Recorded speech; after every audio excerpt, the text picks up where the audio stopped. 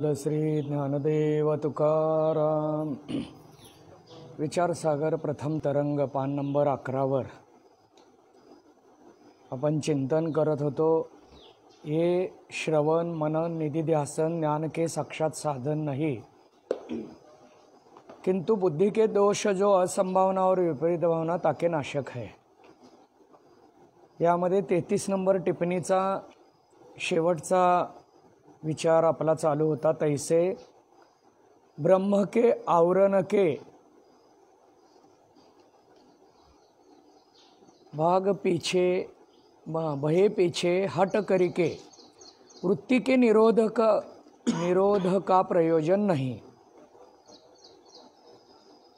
ऐसे हुए भी पीछे सप्तभूमिका पर्यंत जो वृत्ति का निरोध करिए है, आता 7 भूमिकांपर्यंत वृत्तीचा जो निरोध आपल्या समोर मांडला गेला, सो निरोध वासनाक्षय और मनोनाश द्वारा कहिए मन के स्थूल भाव की निवृत्ति द्वारा जीवन मुक्ति के विलक्षण आनंद का हेतु है, आवरण भंग का हेतु नहीं। इस रीति से समाधि का निधि ध्यासन में अंतर्भाव है। समाधी आणि निधि ध्यासन याचा विचार मांडायला लागलेले आहेत आणि यामध्ये समाधी ही वेगळं साधन नाही, तर निधि ध्यासनातच त्याचा अंतर्भाव करावा। कुटुंब म्हटलं की त्या कुटुंबामध्ये आई वडील भाऊ बहीण हे सगळ्याचा अंतर्भाव एका कुटुंब शब्दामध्ये असतो।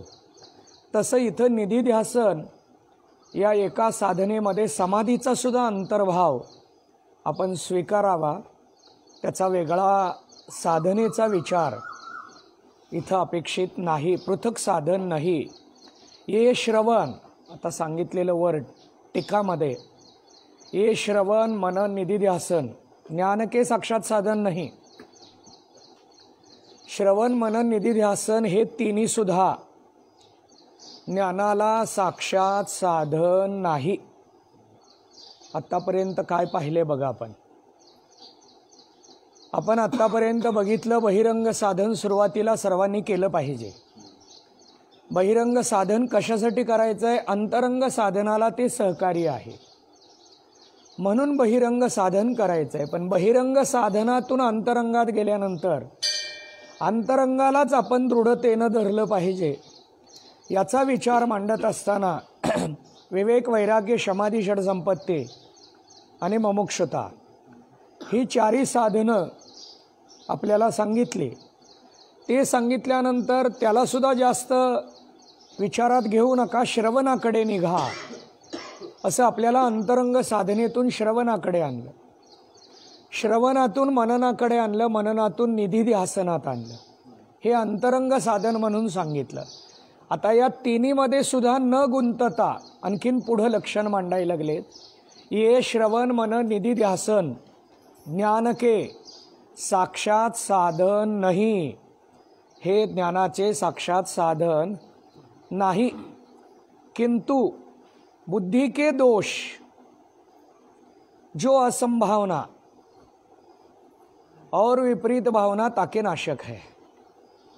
वर टीका आहे बघा 11 नंबरला, रेषेच्या वर, टिप्पणीच्या खाली बघू नका, रेषेच्या वर बुद्धि के दोष।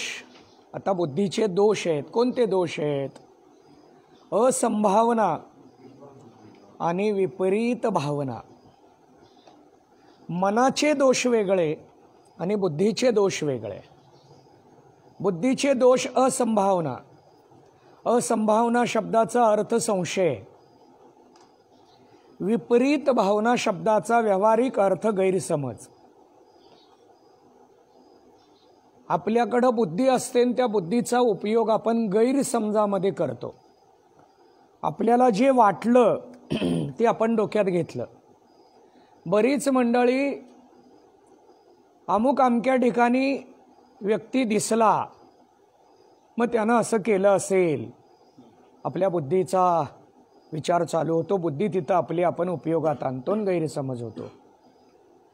गैरसमज हा खूप बाधक आहे आणि त्या गैरसमजामुळे आपल्या पुढच्या जीवनाच्या गतीला एक प्रतिबंध निर्माण होतो, ती गती मंदावते, म्हणून गैरसमज होऊ देऊ नये.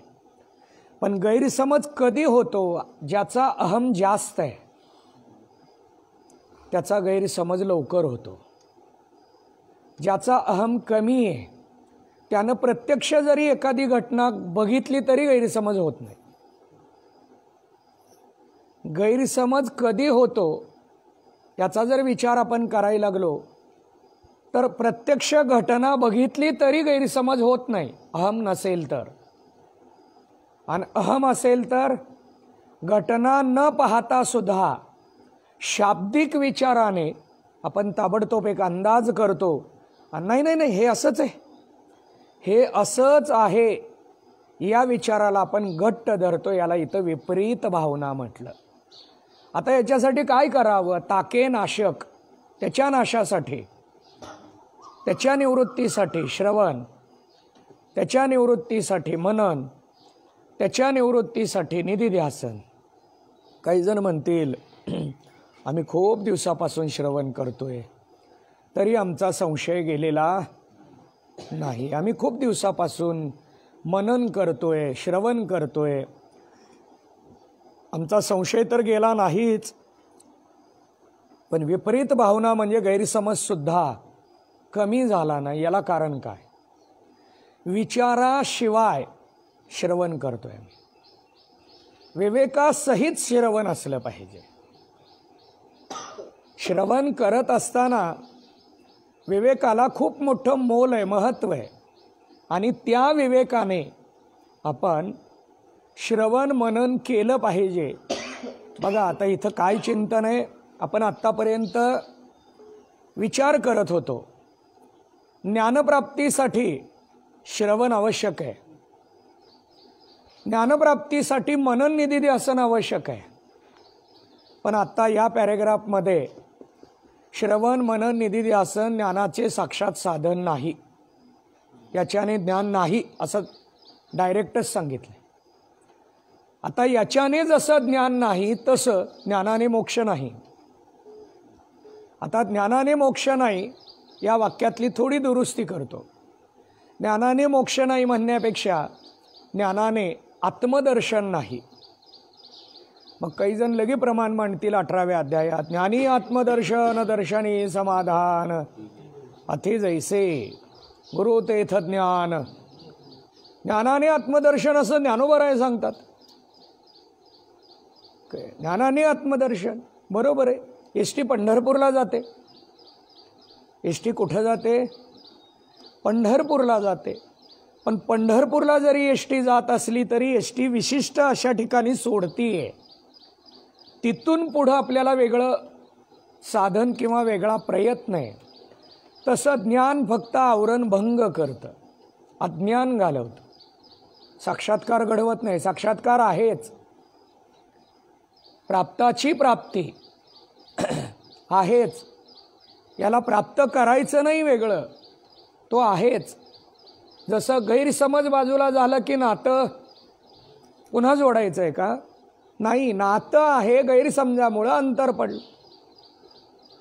गैरसमज बाजूला झाला पाहिजे, पण प्रत्येकजण आपल्या विशिष्ट गैरसमजावर अडून असतो. का अडून असतो? अहम त्या गैरसमजाला बाजूला जाऊ देत नाही. आणि म्हणून विपरीत भावना जर काढायची असेल तर श्रवण करावं. संशय काढायचा असेल श्रवण मनन निधिध्यासन करावं. हे ज्ञानाचे साक्षात साधन नाही. पाठीमागं 12 नंबर पान. संशय को असंभावना कहे है. संशयाला काय म्हणतात? असंभावना. असंभावनेला काय म्हणतात असं इथं म्हणायला पाहिजे आपण, कारण पाठीमागं संशय शब्द आला नाही पॅरेग्राफमध्ये, असंभावना शब्द आहे. असंभावना म्हणजे संशय.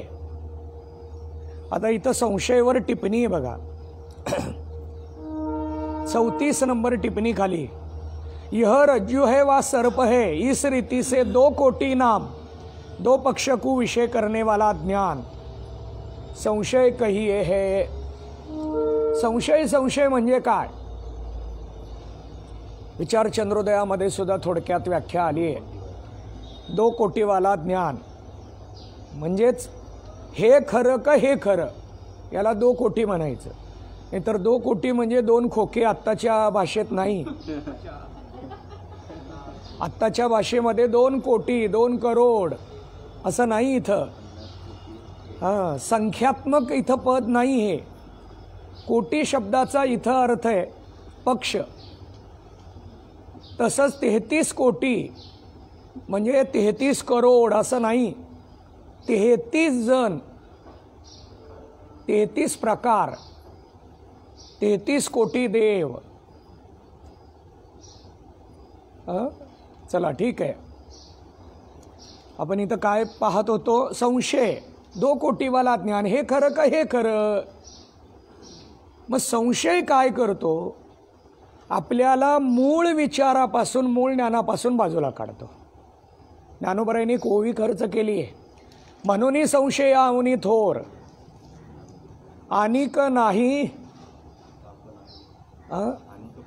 अनिक पाप नाही घोर, विनाशाची वाघूर प्राणी अशी। जीवाला, मनुष्याला विनाशाकडे नेणारा संशय आहे। म्हणून मनुष्याने प्रत्यक्ष जरी बघितलं तरी संशय घेऊ नये। ज्याला समाजात जगायचंय, समाजात वावरायचंय, त्या मंडळींनी काय करावं? संशयच घेऊ नये।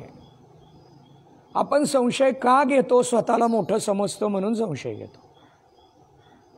नेहमी संशय कोण घेतं? जो स्वतःला इतरांपेक्षा मोठं समजतो तो संशय घेतो। मग हा संशय काय करतो? मूळ ज्ञानापासून बाजूला काढतो। 2 कोटीवाला ज्ञान, हे खरं का हे खरं? मग आपल्यासमोर 2 आहेत, एक सत्य आहे आणि एक असत्य आहे। आपण सत्य खरं आहे का म्हटलं की सत्यापासून बाजूला झालो। नाही नाही, असत्य खरं आहे। असत्य असतं त्याला खरं मानतो। आणि म्हणून 2 कोटीवाला ज्ञान, संशय, याला शास्त्रात असंभावना म्हटलं।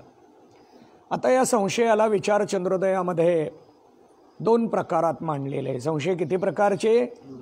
2. कोणते? प्रमाणगत संशय आणि प्रमेयगत संशय। आता प्रमाणगत संशय कशाला म्हणायचं? प्रमाणाच्या ठिकाणी असलेला संशय। आता इथं प्रमाण किती? 6। तुम्हाला पाठ आहे त्यामुळे या 6 प्रमाणाच्या ठिकाणी असलेला संशय। मग काही ठिकाणी संशय आला, प्रमाणच नव्हतं हो पण तरी संशय आला। तुम्ही तर पाठात सांगितले प्रमाणात संशय। साधनेच्या ठिकाणी, मार्गाच्या ठिकाणी, दिशेच्या ठिकाणी जो संशय, याला काय म्हणायचं? प्रमाणगत संशय। नामस्मरण करू का पारायण करू? श्रावण महिन्यात अनुष्ठान करू का जप करू? श्रावण महिन्यामध्ये उपवास करू का उपासना करू? संशय। प्रमाणगत संशय हा कोणता आहे? प्रमाणाच्या ठिकाणी निर्माण होणारा। प्रमेयगत, साध्याच्या ठिकाणी, श्रावण महिन्यामध्ये महादेवाला जाऊ का मारुतीच्या मंदिराला जाऊ? दत्तात्रेयांच्या दर्शनाला जाऊ का गणपतीच्या दर्शनाला जाऊ? श्रावण महिना आहे आणि श्रावण महिन्यामध्ये कुठं जाऊ हा विचार चालू झाला। देवाच्या ठिकाणी, साध्याच्या ठिकाणी, स्वरूपाच्या ठिकाणी, ध्येयाच्या ठिकाणी जो संशय, त्याला काय म्हणायचं? प्रमेयगत संशय। चला, विपर्यय को विपरीत भावना कहे है। विपर्यय याला विपरीत भावना म्हणतात। विपर्यय आपण कुठं बघितलेलं कोण सांगेल?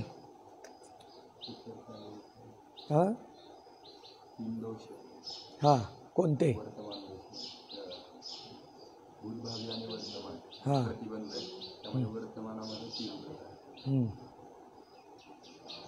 बरं, अजून कोण सांगेल?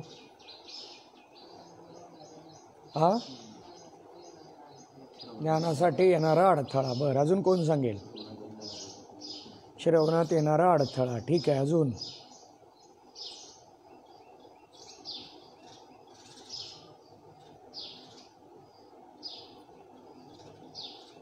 श्रवणामध्ये निर्माण होणारे 4 अडथळे आहेत. त्यामध्ये एक विषय आसक्ती आहे, दुसरा बुद्धिमंद दोष, तिसरा कुतर्क आणि चौथा विपर्यय. श्रवणातल्या 4 अडथळ्यातला एक अडथळा आहे. मग विषयासक्तीमध्ये पुन्हा 5 प्रकार. पंचविषयामुळं. आता श्रवणातल्या अडथळ्यात काय आहे? विपर्यय, म्हणजेच विपरीत भावना. विपरीत भावना म्हणजे काय? गैरसमज. कशाचा? नाही, आम्ही त्या ग्रंथात असं श्रवण केलंय, इथं असं कसं काय? विपर्यय, विपरीतता. विपरीत भावना निर्माण होणं हा एक अडथळा आहे. अगोदर आम्ही श्रवण केलेलं असल्यामुळे नंतर श्रवण करत असताना जे ऐकायला लागलो त्यामध्ये आपलं अगोदरचं श्रवण त्याला अडथळा आणतं, ते घट्ट होऊ देत नाही. याला विपरीत भावना म्हणतात. याला काय म्हटलंय? विपरीत भावना. आता याच्यावर गुरुजी नेहमी एक दृष्टांत द्यायचे. एक गृहस्थ पंढरपूरला किंवा तुळजापूरला गेला. आपण आत्ता तुळजापूर म्हणू, कारण तुळजापूरला जी पूजेला जाणारी मंडळी आहेत त्यांचे पुजारी ठरलेले आहेत. त्या पुजाऱ्यांना तिथं एक नाव आहे, भोपी. पूजा करणारी मंडळी म्हणजे भोपी. आणि बऱ्याच जणांचे पुजारी ठरलेले आहेत. एक कुटुंब तुळजापूरला गेलं आणि ते एसटीतून उतरून चालायला लागल्यानंतर एका पुजाऱ्याने बघितलं की हे कुणाचं गिऱ्हाईक आहे. त्याच्या लक्षात आलं अमुक अमक्याचं गिऱ्हाईक आहे. आणि त्यामुळं तो त्यांच्याजवळ जाऊन नमस्कार करून म्हणू लागला की म्हटले तुम्ही कुठून आले? चौकशी सुरू केली. पूजेसाठी आले. हो, पूजेसाठी.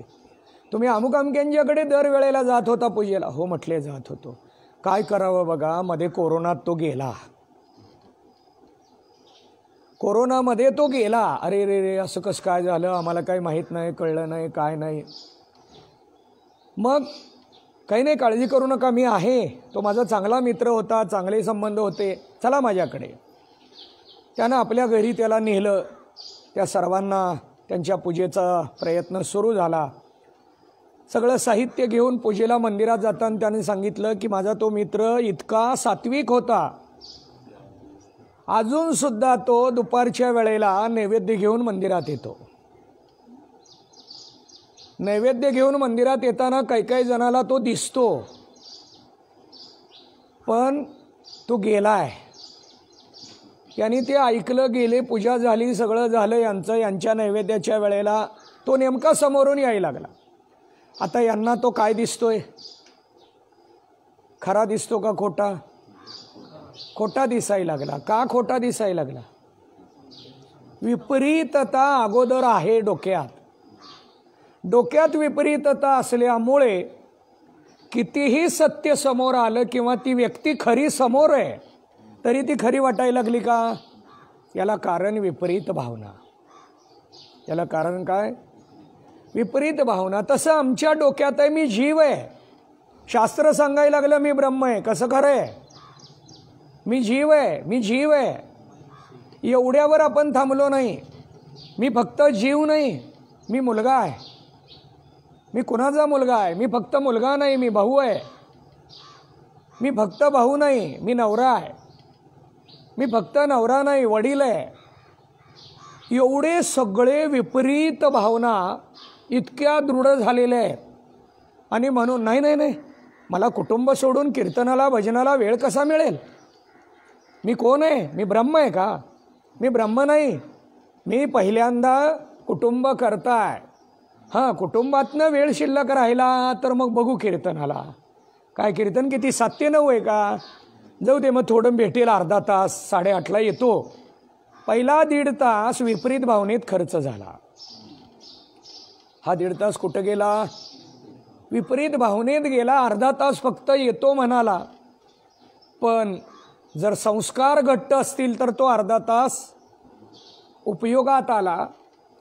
पण बऱ्या प्रमाणात म्हणण्यापेक्षा आम्ही सगळेच विपरीत भावनेत गुंतलोय. मी जीव आहे, मी जीव आहे, मी ब्रह्म नाही. शास्त्र कितीही सांगू दे, मी ब्रह्म आहे, अहम ब्रह्मास्मी, अहम ब्रह्मास्मी.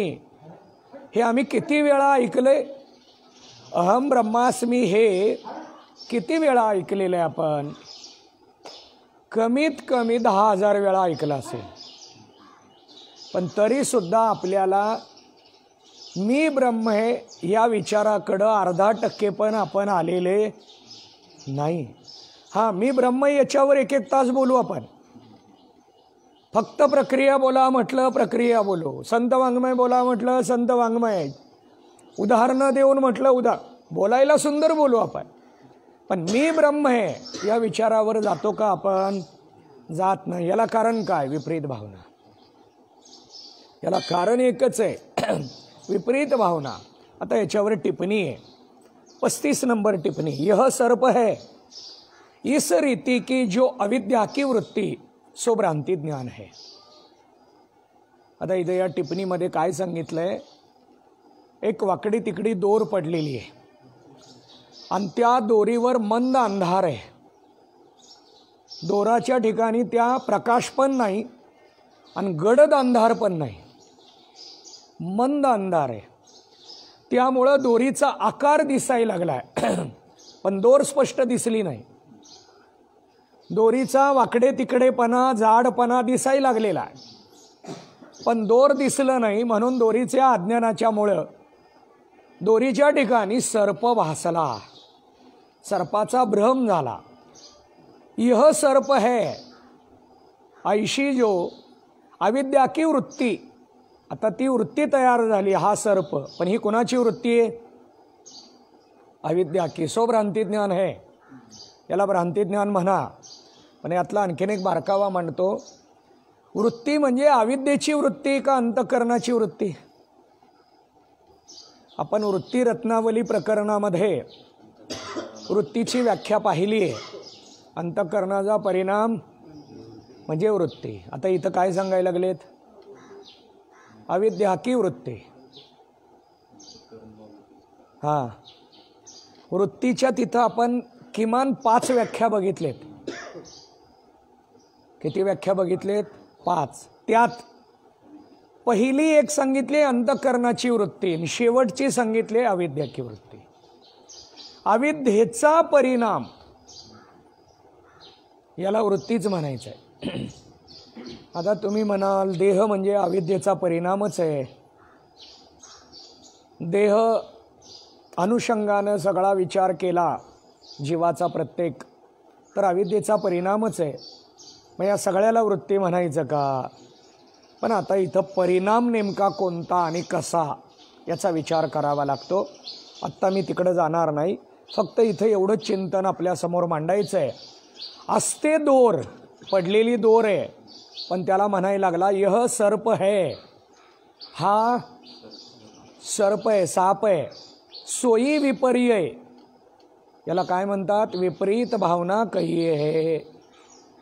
सर्प म्हणायला लागलो ही विपरीत भावना आहे काय? दोर म्हणायला लागलो काय? सर्प आहे. ब्रह्म म्हणायला लागलो जग आहे. आत्मा म्हणायला लागलो देह आहे. मूर्ती म्हणायला लागलो देव. उलट झालं का? आहे देव म्हणायला लागलो मूर्ती. बरोबर आहे का? चला ठीक आहे. विपरीत भावना ताही को ज्ञानाध्यास और विपरीत ज्ञान भी कहते हैं. त्यालाच ज्ञान अध्यास म्हणतात. आता अध्यास हे कितव्या तरंगात बघितलंय आपण? अध्यास कितव्या तरंगात?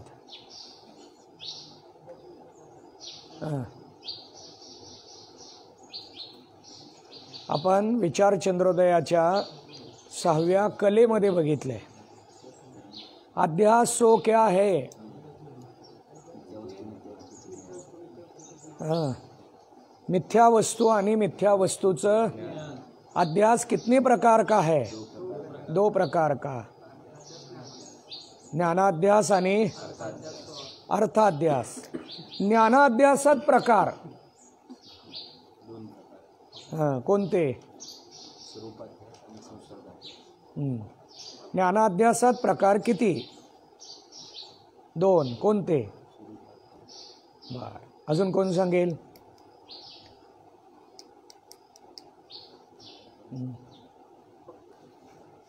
पाठ आहे आपलं सगळं. विचार चंद्रोदय 2 वेळा झाला, विचारसागर दुसरी वेळ चालू आहे.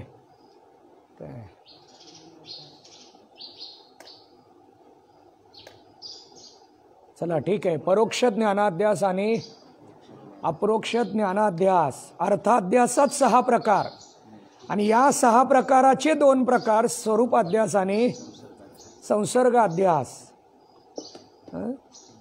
आपल्याला हे इतकं चांगलं घट्ट बसलं पाहिजे जसं मोबाईलमध्ये कुठल्या फोल्डरला काय आहे हे फीड आहे का नाही. काही जणांनी त्या फोल्डरला पासवर्ड ठेवले. आपलं हे फोल्डर दुसऱ्याला दिसू नये म्हणून आपण काय करतो, फोल्डरला पासवर्ड आहे. तसं बुद्धीचं फोल्डरला पासवर्ड ठेवू नका, ती अध्यास बाहेर आला पाहिजे. हां, पासवर्ड ठेवलं आणि कोमात गेलो तर ती पासवर्ड काढायचं कोणी? मग डॉक्टरला सगळं रिफ्रेश करावं लागतं. मग कोमातनं बाहेर आल्यावर बाजूचा पेशंट म्हणतो हे कोण आहे, ओळखलं का? मग तो म्हणतो आकार दिसायला लागलाय पण ओळखलं नाही, पासवर्ड नाही निघालं नीट. रिफ्रेश केलंय, मोबाईल रिफ्रेश केल्यामुळं व्यक्तीच लक्षात येईना आणि त्यामुळं काही वेळेला मग काही फोल्डर उडतात आणि काही डाटा राहतो आणि मग हळूहळू 8 दिवसांनी 15 दिवसांनी एकेकाचं नाव लक्षात येतं, चेहरा लक्षात येतो. जाऊ द्या, हा अध्यास पुन्हा वाढायला नको. अर्थाध्यास, या अर्थाध्यासातले प्रकार पण पाठ आहेत असं गृहीत धरायचं का आपण? केवल संबंध अध्यास, संबंध सहित संबंधी अध्यास, केवल धर्म अध्यास, धर्म सहित धर्मी अध्यास, अन्योन्य अध्यास, अन्यतर अध्यास, असे किती झाले? 6. आता हे 6 पाठ आहेत. आता स्वरूप यातले स्वरूपाध्यास कोणते आणि संसर्गाध्यास. इथं आता तुम्ही थांबणार आहेत मला माहिती आहे आणि म्हणूनच मी विचारलं. आपल्याला ही इतकं घट्ट झालं पाहिजे, फक्त कीर्तनकार होण्यासाठी पाठ ऐकायचा नाही, तर मुळात आपला अध्यास गेला पाहिजे. काय झाला पाहिजे? आपला अध्यास गेला पाहिजे. आणि हा अध्यास म्हणजेच ज्ञानाध्यास. ज्ञान सुद्धा काय आहे? मग कशाला मिळवायचं? याच्यावर खूप सुंदर असं चिंतन गुरुजींनी मांडलेलं होतं. खेडेगावात एखादा गृहस्थ निघाला, चालत निघाला, शेतामध्ये चालला, बांधावरून जाताना पायात काटा टोचला. पायात काटा टोचला की तो लगेच तिथं खाली बसतो, इकडं तिकडं बघतो, दुसरा काठा घेतो आणि पहिला पायातला काटा काय करतो? तो काढतो. कशाने काढतो? याला म्हणतात काट्याने काटा काढणं. काट्याने काटा काढणं. फक्त हे व्यवहारात येऊ नये, हे फक्त पायातला काटा काढण्यासाठीच हा प्रयत्न असावा किंवा हा उपयोग असावा. पायातला काटा काढायचा आहे. आपल्याला इतर काटे का वाटतात? आपण आपलं सात्विकता किंवा प्रयत्न सक्षम नसतो. गतिरोधक कसाही असू द्या, तो पार करता येतो. आपल्या वाहनाची गती कंट्रोल करून जर आपण तिथून गेलो, तसं काटे कितीही असू द्या, आपल्याला काट्याकडेही न लक्ष देता जाता आलं पाहिजे. काट्याचं कामच आहे रस्त्यात आडवं येणं. कारण तो काटा काही आपल्याला बघून पडलेला नसतो. काटा काटा आहे. तो काटा आहे म्हणून मी पण काटा होऊन त्याला बाजूला काढेन असं इतकं खाली येऊन काटा बनायचं नाही आपल्याला. काटा हा टोचणार आहे. आपण कुणाला टोचू नये म्हणून या काट्याने काय करावं, बाजूला व्हावं. पण काट्याने बाजूला होण्यापेक्षा शहाण्याने काटा बघून पाय टाकावा. मग तरी पण टोचला, काय करावं तर पायात टोचलेला वेळीच काढावा, नाहीतर पुन्हा तो जास्त त्रास देतो. आणि म्हणून तो काटा काढण्यासाठी ग्रामीण भागात काहीच नसतं. मग काय करतो आपण, दुसरा काटा घेतो. तसं अर्थाध्यासाला बाजूला काढण्यासाठी ज्ञानाध्यास आहे. पुन्हा सांगतो, अर्थाध्यासाला बाजूला काढण्यासाठी ज्ञानाध्यास आहे. पण अर्थाध्यास पण अध्यासच आहे, ज्ञानाध्यास पण अध्यासच आहे. आता इथं खूप सुंदर चिंतन आहे. ज्ञानाध्यास और विपरीत ज्ञान भी कहते हैं. यालाच विपरीत ज्ञान म्हणजे विज्ञान. बघा, मी नेहमी विज्ञान शब्दाचं स्पष्टीकरण देताना या शब्दाचा उपयोग मांडत असतो. ऐसा यहाँ मिथ्या अनात्मारूप देहादिक.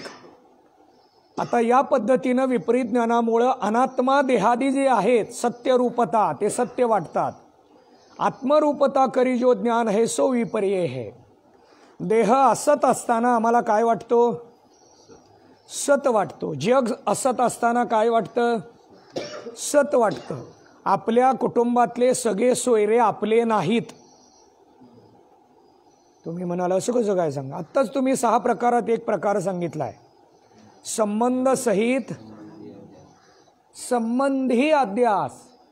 देहाचा ज्यांच्याशी संबंध आहे ते आणि त्यांचा ज्यांच्याशी असे संबंध सहित संबंधी, हे सगळे कोण आहे, अध्यास आहे. हे सगळे कोण आहे, अध्यास आहे. संबंध सहित संबंधी सगळेच अध्यासात आहेत. आणि म्हणून त्यांना आम्हाला ते काय वाटतात, सत्य वाटतात. मुळात देहच असत आहे, तर देह संबंधी पसारा असत आहे. पण आपल्याला काय नाही हो, एवढं सगळं केलंय म्हणल्यावर कुटुंबासाठी हे करावं लागतं. एवढं सगळं केलंय म्हणल्यानंतर कुटुंबासाठी हे करावं लागतं. आणि अशा पद्धतीनं विचार समोर येतो. पण यालाच शास्त्रामध्ये विपर्यय म्हटलं. वर त्या अनुषंगाने चिंतन मांडलं. विपर्यय कु विपरीत भावना कहे है. श्रवणादि ककु परंपरा से ज्ञान की हेतुता. आता श्रवण अधिक म्हणजे श्रवण मनन निधी ध्यासन हे सगळे काय आहे, परंपरेनं ज्ञानाला हेतू आहेत, साक्षात हेतू नाही. श्रवण मनन निधी ध्यासन ज्ञानाचं प्रत्यक्ष साधन नाही. तर काही जण म्हणतील असं कसं काय सांगायला लागलं, त्यामुळं 5 नंबर सांगायचं. काल जसे मी कीर्तनात 5 नंबर आणि टिप्पणी नंबर पण सांगितलं, कारण तिथं विचारसागर ऐकणारे लोक होते, मला माहीत होतं. आणि म्हणून मी 5 नंबर पण सांगितलं. कालच झाल्यामुळं 5 नंबर डोक्यात होतं. असं काही मला 5 नंबर पाठ आहे असं नाही, पण कालच झाल्यामुळं ते लगेच डोक्यात होतं. तसं तुम्हाला काय करायचं आहे, पाठ करायचं आहे. आणि 5 नंबर सहित सांगता आलं पाहिजे आपल्याला. आपण समाजासमोर एखादी प्रक्रिया, एखादा सिद्धांत, एखादं प्रमाण मांडत असताना ते प्रमाण आत्मविश्वासानं मांडता आलं पाहिजे, हा यामागचा हेतू आहे. आणि म्हणून इथं चिंतन मांडायला लागलेत की ज्ञानाला साक्षात साधन नाही, परंपरेनं साधन आहे. आपण म्हणतो ते डायरेक्ट पाहुणे नाहीत लागत, पण पाहुण्यानं पाहुणा लागतो. आपण काय म्हणतो, आणि एखादा नाही पाहुणे बघायची काही गरज नाही, हे घरातलेच आहेत. काही पाहुणा बघत असताना पाहुणे बघायची गरज नाही, साक्षात आहे.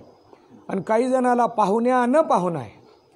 तसं ज्ञानाला श्रवण मनन निधी ध्यासन साक्षात साधन नाही, परंपरेनं साधन आहे. आणि म्हणून ते परंपरेनं कसं सांगितलं याचा विचार या पॅरेग्राफमध्ये येणार आहे. तो आपण उद्या बघू. पुंडलिक वरदा हरी विठ्ठल, ज्ञानदेव तुकाराम.